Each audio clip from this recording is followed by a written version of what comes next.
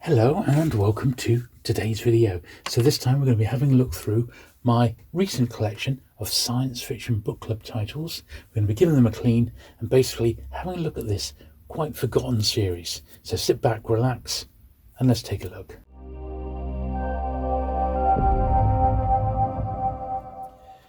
Okay, so we're starting off with a little unboxing. So I was lucky enough to find a little batch of these science fiction book club titles on eBay, and I've been looking. I had a few in my collection already, which we'll take a look at, and then I've been on the lookout for like a job lot that was had authors that I quite liked the look of, and also the books didn't work out too expensive when you worked them out individually. And these ones here, there's about 20 books in this lot. They worked out at about £3 each, which isn't bad at all, I didn't think. But I just thought, for the sake of posterity, we'll give them a little unboxing on camera as well. So now I know they're going to be a bit of a mixture of conditions, and I know at least one or two of them have got slightly damaged dust wrappers, but we're just going to have to live with that. And we'll get them all out, we'll give them a bit of a clean, we'll have a look at it, and we'll take it from there. But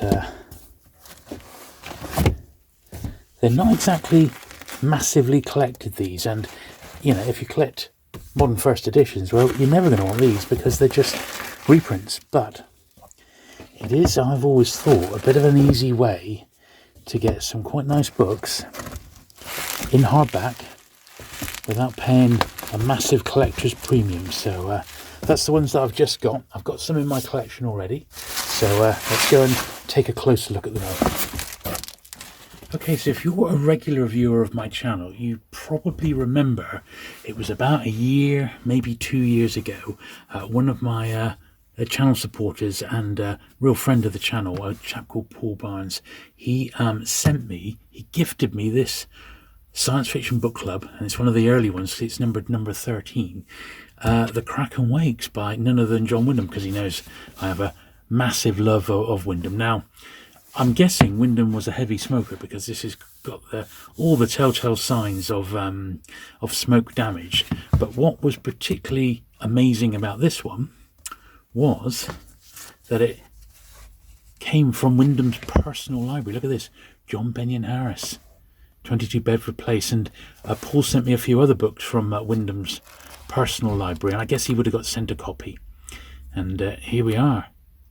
So the science fiction book clubs is really nice, really nice. That was supremely nice of Paul. And what it's got also included was the copy of Science Fiction News, which there is one later copy of this in the books that I've just bought, but this is now number 13 from April 1955. It's really early on in the British, and don't forget this is the British Science Fiction Book Club. There was an American one that started around the same time, and there's only a little pamphlet here, typical of the book club documentation that was around at the time. I think it just fold out a little bit about the author and the book itself. Very good. And yeah, Science Fiction Book Club, registered business name for Sedgwick and Jackson, so they were the people behind it. And it's got this selection committee, which is also quite interesting. So there's Arthur C. Clarke, Dr. J.G. Porter, E.G. Carnell, so that's Ted Carnell, and Herbert Jones, who I believe created the Science Fiction Book Club. It's edited by Herbert Jones for distribution to its members. There we are. So I wanted to show you that because that was the very first science fiction book club title that I ever got. It was a gift, and what a great gift it was. Then I recently went to Zardos Books in All You Need Is Book in Morris, and he had some on his shelf, and the ones I particularly had my eye on were these earlier ones. Now these are what they call the swirly patterns, and we'll go into how many books were issued and things like that in a minute, because I had made some notes. But these were the next ones I got, which were the swirly ones. So that's number 40. This is the earliest one I've got. It's Kurt Vonnegut, and it's number 9. And I bought this one here, a Heinlein 41. And it's got a little bit, torn dust wrapper. The dust wrappers on these are incredibly fragile. It's basically a little bit of paper. It's not thick, it's not laminated. So consequently, these dust wrappers, it seems on all of them, do sort of tear quite easily. And I also, so that's all the ones that I've got in like the original, what they call the swirly format.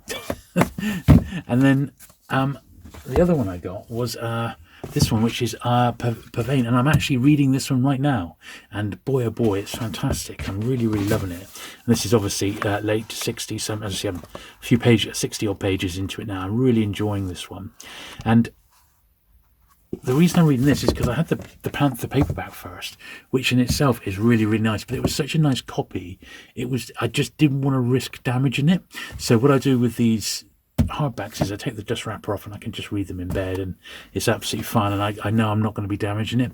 This particular copy is so nice. It was just too gorgeous to risk sort of reading it. I just want to, it's just easier reading that, basically. So that's sort of my history, my personal history of the Science Fiction Book Club until I started researching it a little bit, and then I bought this lot of about 20 books, which is what we just unpacked. So those have all actually been cleaned as best as we can. They've all been done, but this latest lot are actually going to need a little bit of attention. So as we go through these, we'll sort them out, these new ones, and I'll also regale you with my notes of what I've learned about the series, because there's not a lot online, about this Science Fiction Book Club, but really all these need, as we go through them, will be, I'll take the dust wrappers off, we'll give them a brush. I've got my trusty shoe brush here to dust them down, and we'll give the dust wrappers a little polish. I don't think, at least I'm hoping, that none of these have got anything in the way of writing inside and things like that, but you never know. This is the first time I'm seeing them, and I'm just filming the process as we go along. So the British Science Fiction Book Club then was around from 1953, the original run of it, 1953 to 1971, and it did go after that. I think up to about 1982, but the actual numbered ones, this is number 120, the SFBC, was from number 1 up to 171. So the first book was issued in March 1953. So that's actually pretty nice, that March 1953, and in one form or another carried on until the end of 1982. Now the books were numbered consecutively until number 170, which was in 1971. After this, there is no consistent numbering system in existence, although a publication, a rough sort of publication, can be estimated. So there you go. And if you have a look, these are obviously smaller than your regular hardback in size. They're slightly larger than a paperback. If you've got this here, it's not much bigger than a paperback, but for me, it's a really good format to read in. And what I found with Pavane there, the actual quality of the text blocks is usually really nice and clear. So for me, these are absolutely fine. They really are. And I think it'll introduce me to books that I may not have in any form at all, or these were books that I really think I should have read at some point. And thanks in no small amount to my friend Steve, the Outlaw Bookseller. I'm watching his channel. Vintage SF is another one I've been watching a lot of recently on YouTube. I just feel I am woefully behind on what I should have read at this stage in my life. But the thing is with science fiction, it's such a huge field, isn't it? But I do really enjoy reading it. So I'm making a conscious effort now to play a bit of catch up, really. I think that's probably the best way to do it. Now, I'm not spraying these directly on the books because, as I said, these dust wrappers are really thin, but in a lot of cases, I believe this was just an original Science Fiction Book Club members collection. And so they have got reading wear or storage wear. So just a little polish is hopefully going to go quite a long way, And that's all I would do. I'll take the covers off, I'll give the boards and the page edges a brush down, get any dust off, and we'll leave it at that. I think eventually, if I've got time, I might eventually put these in protective wrappers, or possibly even bag them, because they will fit in a comic bag, because the dust wrappers are so fragile. But that's a really nice one, so pleased with that. Now, there are a couple of websites in the UK, this is number 76, there are a couple of websites in the UK which have got a bit of history on the Science Fiction Book Club, and I got to admit, I've been through there and I have sort of tried to highlight in my own notes the bits that I thought might be useful to relay to you in this video more than anything. So and I'll link to those in my description in the video down below. All right, so you can go and have another look. But there's not many, but there is a couple of websites, and of course you can see them all on the Internet Speculative Fiction Database, which is another good site which I have actually used a fair bit. It's just quite nice if you're looking to collect a particular series, you know. Now, as I said, sort of paraphrasing what I've learned from those two websites, it does say that the British Science Fiction Book Club was for many years a significant part of the British SF scene, and that it was the brainchild of Herbert Jones, who may have been employed by the parent company, which is Sedgwick and Jackson,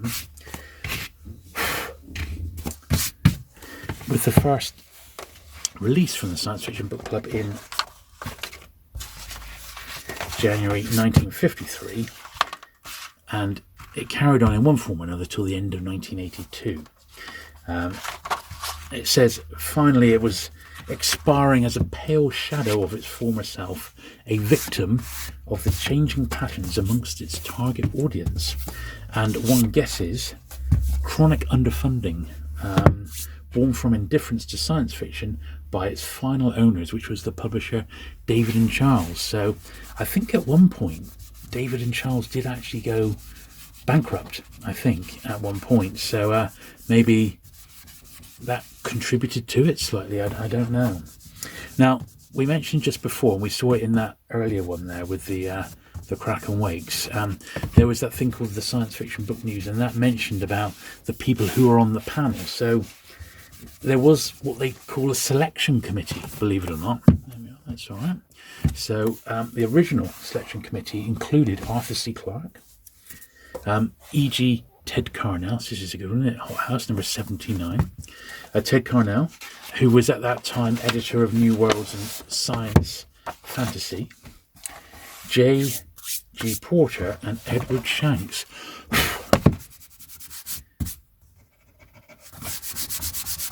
Now, Shanks was replaced in July 1956 by Herbert Jones, who also edited the newsletter of the club, the Science Fiction News, which we saw earlier as well. And that there was one of those science fiction news booklets accompanying each new release. So if you really are looking for completeness, that is the way to do it. Now this is just so great. That 1963 hardback edition of Hot House by Brian Aldiss. I think that's really, really cool. Yes, excellent stuff. Now, Jones apparently is not that well known within the world of SF, and he may have actually been just a publisher's rep who was given the job. But by September 1960, the selection panel had lost Arthur C. Clarke and Jones, and was now comprised of Porter, Carnell, and Kingsley Amis, who was obviously quite a science fiction fan, which is cool, isn't it? Now, Science Fiction News was apparently then being edited by an Oliver Caldecott, who was another sort of unknown. And that lineup of selectors and newsletters editors continued until December 1964, when Amis no longer appears. So I guess by then he was already so well established as an author, he didn't have time, or didn't feel it was worth his time to be the editor of this.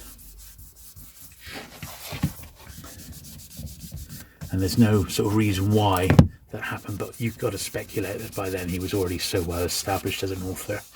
This was just a distraction, I would imagine, to him. And then John Carnell and J.G. Porter remain listed as the sole selectors of the books up until April 1966. After that, nobody knows who took it over. The Heirs of Earth, Brian Aldiss. So these are cleaning up quite nicely. It was interesting to see. I wasn't too sure if they were shying away from books that were quite lengthy, but it doesn't appear to be, you know. This one's got some foxing. Doesn't appear to have ever been read.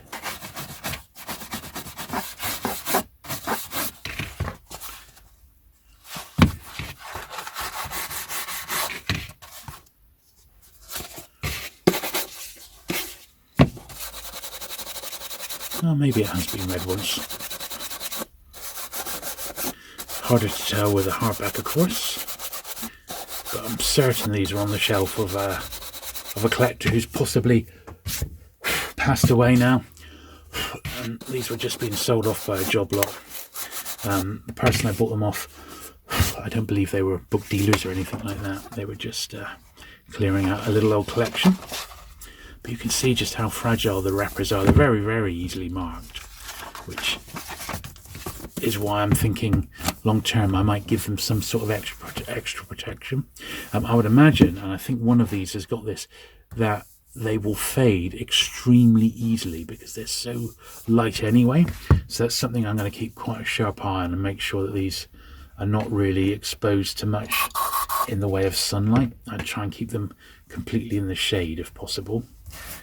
Which I try and do with my books anyway, but I think these in particular are not going to respond very well to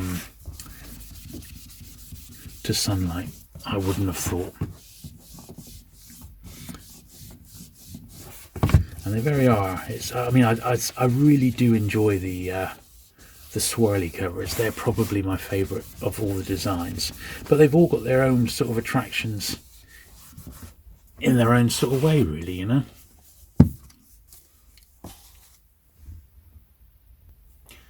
Now, you remember I mentioned about the science fiction use. This is a little bit the worse for wear, which was the pamphlet. Now, that one had 107 issues, so it didn't run the entire length of the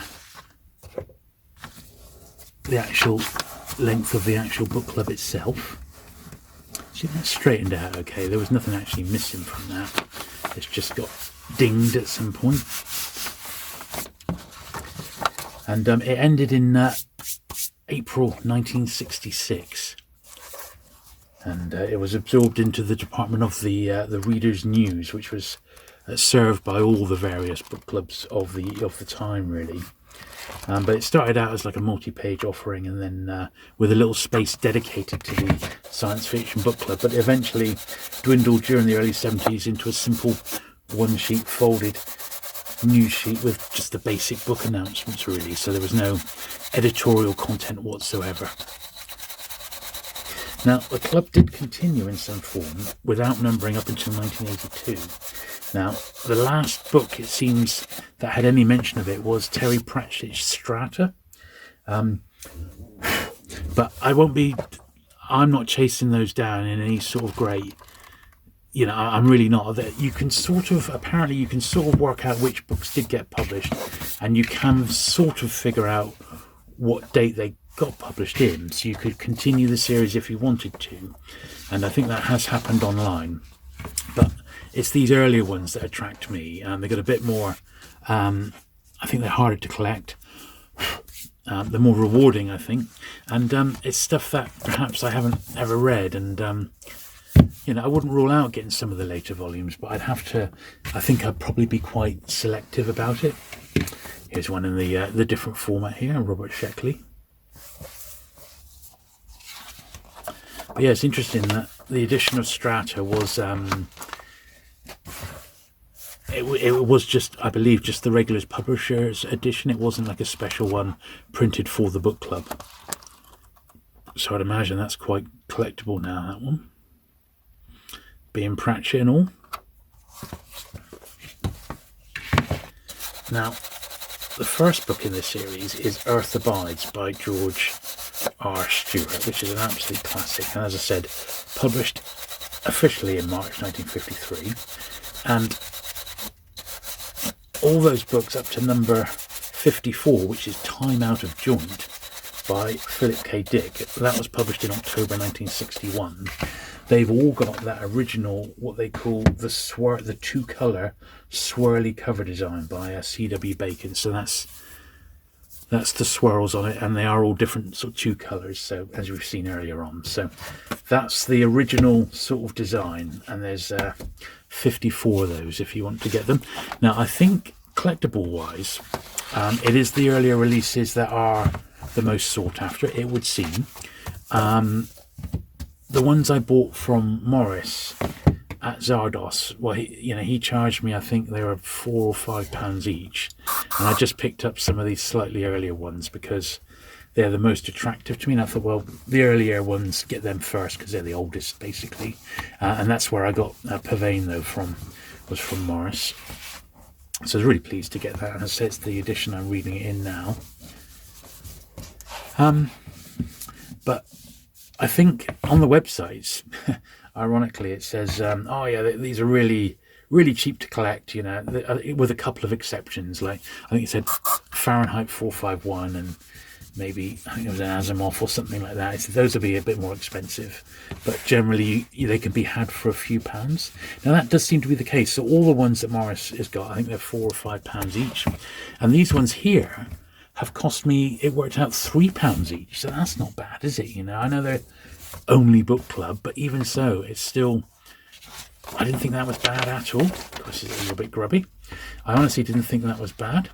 So £3 each I don't think is bad, but it's definitely, those early ones are the ones to look out for. And to be honest, I did look up Earth Abides, and I haven't seen any on eBay, but I did see one or two on Abe, and it was about £100. And I thought, well, that is ridiculous money for that. And there are a few others there that are just going to be, I'm just not going to pay the sort of money. I'll wait and come across them, because this series, if you do fancy collecting it, it's a sort of series you'll find copies of in any bookshop if you keep your eyes peeled. So I shall definitely have my wants list on me when I go a book shopping, and I'll see if I can find any. But I think definitely, if you're going to thinking about doing these, you want to buy a few job lots to get you going, really, because else I think you could end up being quite well, 170 books, if you're trying to get the whole lot and you're trying to track them down individually, you're going to have a real job on your hands. So I think if you are looking to get the whole set, which I'm not, it's just going to be something that I'm going to collect for fun when I see them cheap, if they're editions that I haven't got. But if I was really trying to get the full set, I'd be quite weary, because there's a lot out there to get, and a few of them unfortunately are expensive. There's no two ways around it. So anyway, from books 55 up to book 110, you've got the so book 55 is actually City by Clifford Simak, and that was published in November 1961. Book 110 is The Joyous Invasions by Theodore Sturgeon. Now that was published in June 1966. Now those jackets feature like a crystalline growth jacket, and that's designed by John Griffiths. Then we got from books 111 up to 116, which is The Telepath by John Brunner, up to The Worlds of Robert F. Young, published in December 1966. They feature a grayscale pencil sketch by Tim Newling. And then finally, from 117, which is The Eighth Seal by Angus MacLeod, published in January 67, to book 170, the final one, which is Death of a Cosmonaut by Jacob Hay and John M. Hessian. They feature the black and white cover by Terry James, which is a lot of what we're looking at here, sort of the final sort of cover design. So there's the four distinct different styles of cover to look for, but you're going to need to be sort of honed in if you're looking in a second-hand bookshop, and you're going to need to be sort of in the zone. to find these easily, I suspect. But when you've got a few on your shelf, you'll start to realise what you're looking for. The earlier ones, I think, stand out much, much clearer than the later ones, and we'll do a bit of spine comparison in a minute, because I'll pop these into order, in the order that I've actually got them in my collection, and we'll just sort of see, we'll be able to get an idea at least of how the series has the design changed over the years, because it ran for a long old time when you think about it. And basically, come 1983, they just sort of say, you know, after 30 years, the series is coming to an end, but there's lots more in the regular sort of book club. That's sort of how they leave it. That's fair enough. But it's, generally speaking, they are cheap and cheerful, and that, to me, is one of the attractions of it. It was definitely one of the reasons I got into paperback collecting all those years ago, because they were like the poor man's hardback. I wanted to collect like the James Bond books, and I just couldn't afford the Jonathan Cape first editions, but I could afford the Pan paperback first editions, and that's why I ended up getting into paperbacks. And I already loved my Penguin, and I just carried on and went into Pan, and then, well, most publishers I've got like something from, you know, but some come in and out of favour depending on what I'm enjoying reading at the time, you know. But I think the science fiction book club was a funny one, and you know, you just, for years, you just mention book club and people roll their eyes and they, oh, it's just a book club edition. But I think that's sort of doing these a little bit of a disservice, because, you know, if you just want them for the content, I think, you know, they represent really fantastic value for money. They really do. And as I said, looking through Purveyne, you know, it's not like it's a difficult, you know, it's a cheaply produced book. It's not. It's nice. It's really pleasant to read on the eye. It's just the right format for me. Absolutely perfect. I'm really enjoying the size of the book. And I think they got a lot going for them. The only thing is, they're tough to find in nice condition because of these really, really delicate dust wrappers. But as I said, I might just bag these up until I'm ready to read them. We'll see. And I've noticed these black ones here, these are the ones that show the marks. But if you a little bit of you know, careful cleaning, they're there, you know. The other thing is, they're not actually all uniform height and size, and that maybe just the different publishers over the years as they go around. Don't know. Something like this, I have got a couple of copies in different libraries, in paperback that is, but it's still quite cool to be reading something like this in hardback, isn't it, you know, without having to have spent a fortune.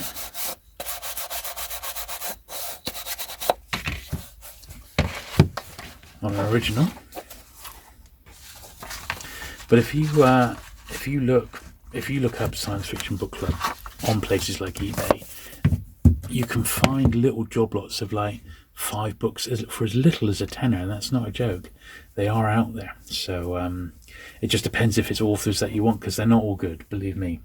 And it's interesting that this batch of 20 that I got, they're from roughly the same sort of period, but they're not consecutive numbers.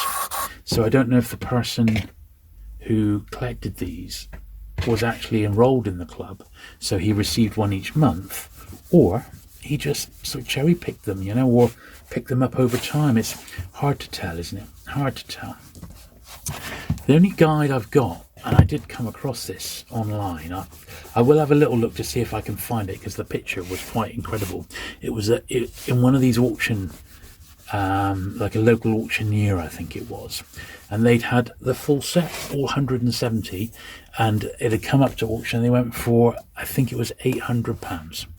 That was for the full set. I can't remember how long ago that was, but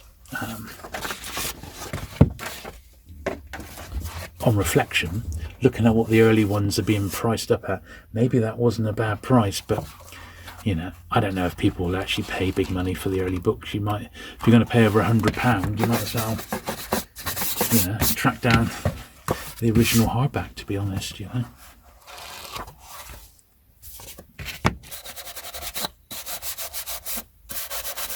But as a general rule, most of these can be picked up very, very cheaply indeed. you know, no more than a fiver really. I don't think I'd want to pay more than a fiver for any of them, unless it was one of the really, really early ones and it was like the last one I needed or something like that, you know.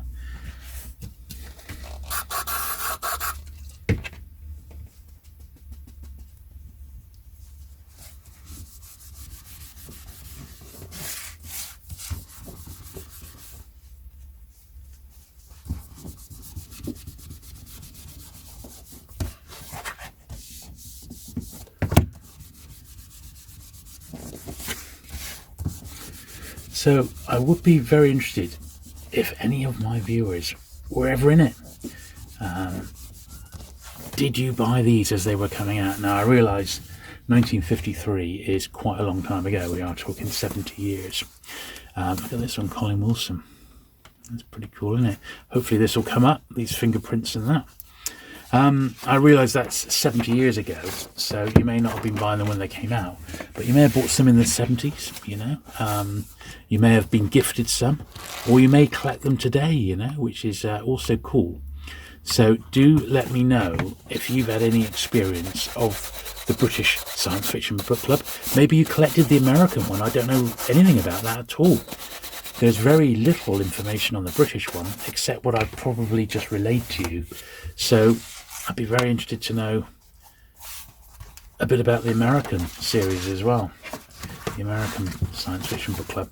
Now, I was thinking about this fairly recently, before, you know, as I was thinking about making this video, and I thought, wouldn't it be good if there was a modern Science Fiction Book Club? So a monthly release where classic books, something along the lines of the Glance SF Masterworks and Fantasy Masterworks, something like that could be published, where the books were, say, in paperback form, or maybe this sort of form, in hardback ideally, if it could be done, on a monthly basis as like a part work, and like, you know, 150 releases, maybe something like that, or as long as the books were still selling. I think that would be fantastic. Is there a market for that now? I don't know, but I'd like to think that there was.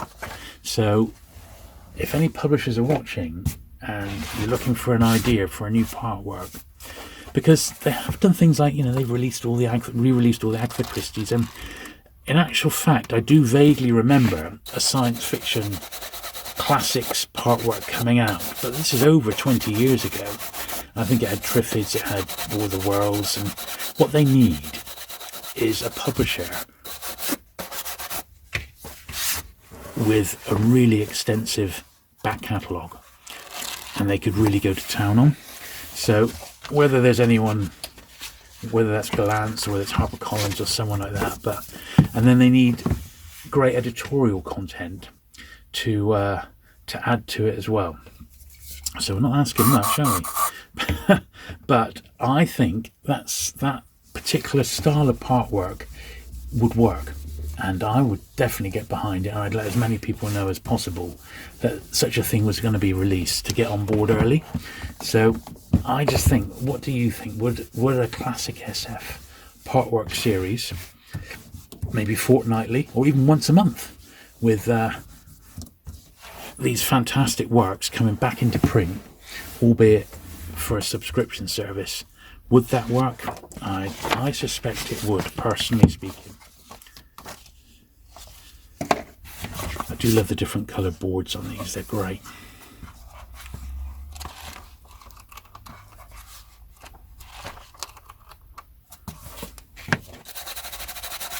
But yeah, for me, I'd love to get the swirly ones, the really early ones, would be my preference. But if these other ones come my way and they're reasonably priced, I'm definitely going to be picking them up. This collection is coming together really nicely, actually.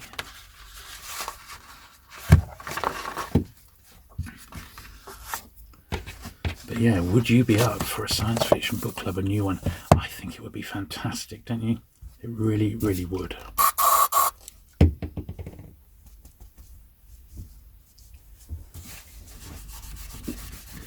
You know, nice brand new jackets if they could be done, or even reprinting a classic jacket, maybe, you know. I guess it's all down to rights in the end, and if the publishers feel that there's enough demand, but You only got to look on YouTube and places like that. I think there's a real renaissance with classic science fiction at the moment. I just feel that, and I just wonder if some of these publishers are missing out on what could be a very, very good thing. Right, the last few, and these are not black covered ones, so Gunnercade. I've got this one in the Penguin, and this one's actually got the science fiction news in. Shall we have a look at this? So, number 102. Selector is John Carnell, DG Porter. Look, it's a triple fold out. So it's just a fold out there. This month's choice is Gunnercade, so it's in the right book.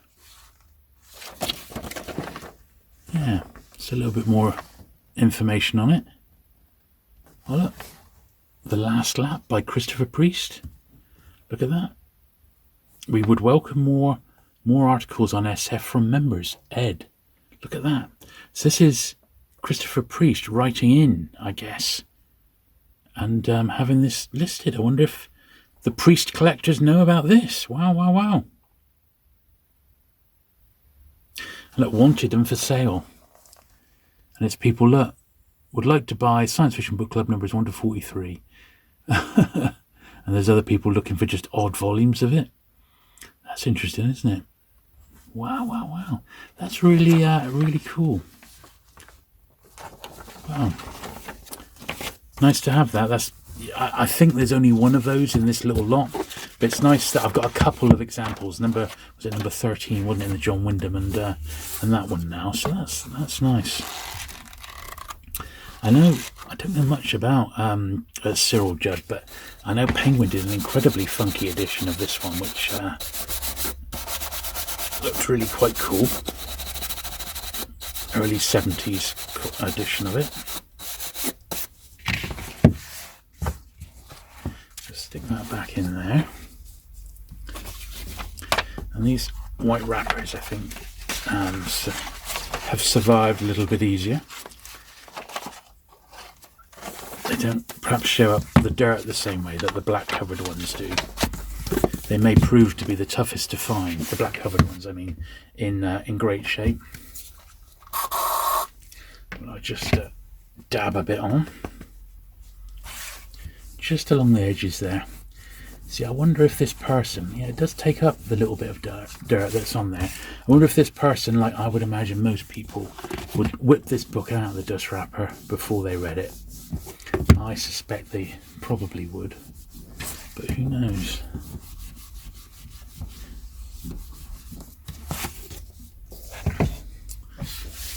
Right, Fallen Moon Dust. Arthur C. Clarke, that's cool, isn't it? Oh, let's got another one in. Excellent stuff. Now, I noticed a couple of these have got the dust wrappers are slightly trimmed, and I believe this is like to renew your membership or to order some back issues. So that might be why. In fact, look, there's a whole list of past choices, and there's a list of books that you could have ordered.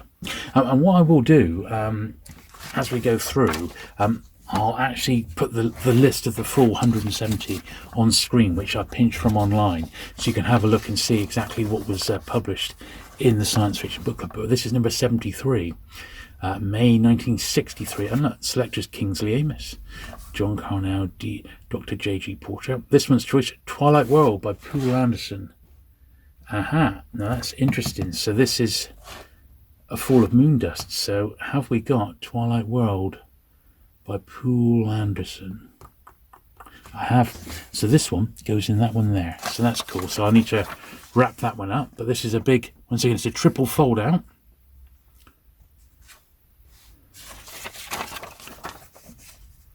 Next month's choice is A Fall of Moondust, which was that one. And then another Wanted and for Sale again. Cool. I quite like those. They're quite a nice little bit, but that's in the wrong spot, in the wrong book rather, so we might as well marry that up correctly. Since there's, what was there, 103 of those science fiction news little booklets, and we might as well keep them with the correct books.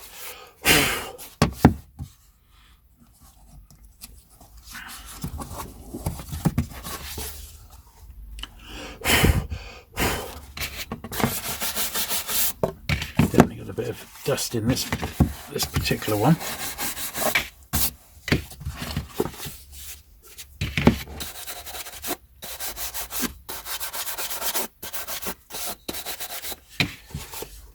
But yeah, so I won't be like trying to get the whole lot or making it my life's work to get the full set of 170 or any of the ones beyond, because there's just too many to get, and it would take quite a long time to try and pull them together. However, I will definitely be looking out for these when I go to second-hand bookshops, and if I can pick up a few each time, I'll be happy to increase the collection that way. But I will keep my eyes peeled for decent job lots, and if I see another lot like this where they work out about £3 a book, and you know, I'm not doubling up on too many, then I think I'll grab them, you know, because they're a nice little library. The only problem with them is the slightly delicate dust wrappers, and of course the space it's going to take collecting another range of hardbacks. But I haven't got that many. This one's got a little closed tear there. I'm more a paperback guy, so this is new territory for me, and I will definitely enjoy picking these out. This is another one I want to read. Not read anything like enough Brown Aldis.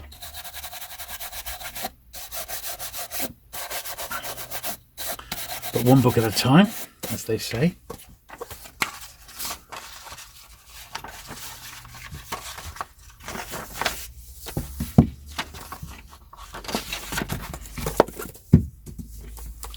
Yeah, very nice.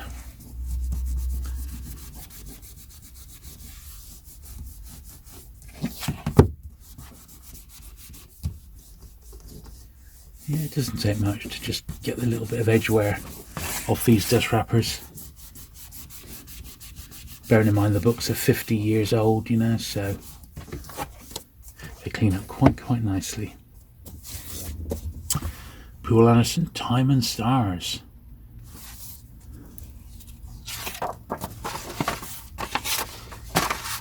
(101). Room 101.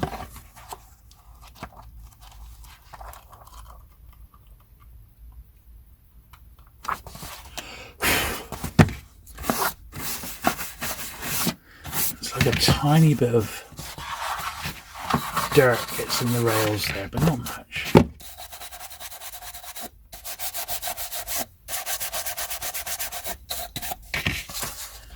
we are.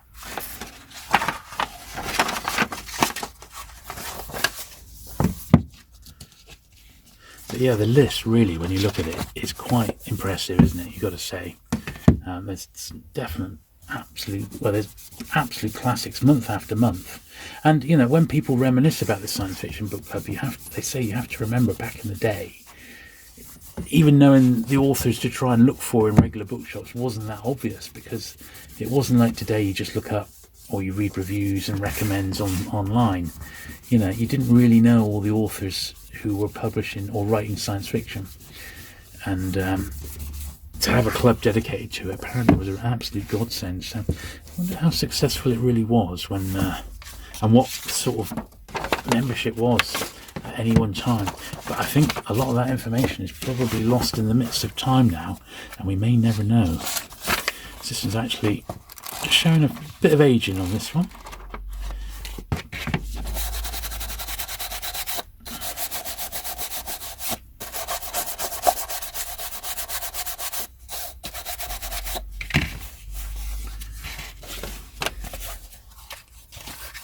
A little bit of aging on this one.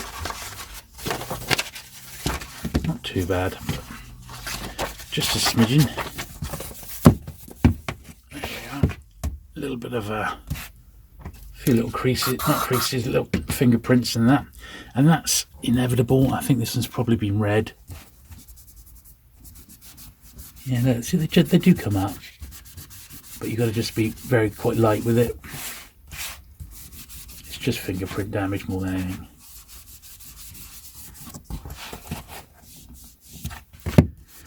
Yeah, none of them seem too bad spine wise. We've still got one to look at, so I don't know about that one. Maybe that's the one. I'm sure when I looked at the listing, one of them had a fairly faded spine, but it may be that last one we've got to see. And yeah, this is the one. This is the one with the faded spine, which is a shame. It's an anthology, The Expert Dreamers, 15 science fiction stories by scientists. Okay. First of the anthologies that we've seen, number 88. So remember, it's number 88 in this series. Quite a big, thick one. Now, just wondering, yeah, this must have been, the expert. So this was originally a Victor Glance one. So that's good to know. So it was still a reprint. It was still a reprint, but it was from Glance originally. I just wondered, because being an anthology, I was almost like, was this another anthology produced just for the Science Fiction Book Club? That would have made it quite special, wouldn't it? Because these are all reprints. Everything is a reprint that we're seeing here today. You can see the spine is a little faded, shall we say. Probably because it's red. It's red text, so it's the most, reds and pinks and that, they just fade. That is inevitable, sadly. Brilliant. So that's all the collection cleaned up as best we can. I shall put them on into order now, spine on, and we'll have another look. Well, there they all are, and what's quite interesting is the irregularity of the height. So even books that were published quite close to each other, within just a few books of each other, they do vary in height quite a bit. But these later ones here, they do seem to be a little bit more standardized. But even those are not all like uniform. So that's quite unusual. But I do think they make quite an interesting series to collect. And I, for one, am certainly going to be enjoying collecting them going forward. If any of my viewers have got any of these ones here with the swirly two-colour jackets, I think they'll be the ones I'd really like to get. So if anyone's looking to offload any and just wrap it at a reasonable price, do please give me a shout, because chances are, as you can see, I've only got 4. So I wouldn't mind expanding some of the particularly early ones, because they're my favourite looking ones. Anyway, I hope you've enjoyed looking through this little glimpse of my Science Fiction Book Club collection, the British edition, such as it is right now, which is quite fledgling, but something that I'll add to over the coming years, that's for sure. And I'm certainly enjoying reading those particular editions. If you have enjoyed today's video, do please give it the thumbs up. Do please hit the subscribe button if you've not already, for regular vintage paperback content, and I look forward to seeing you again very soon. Bye.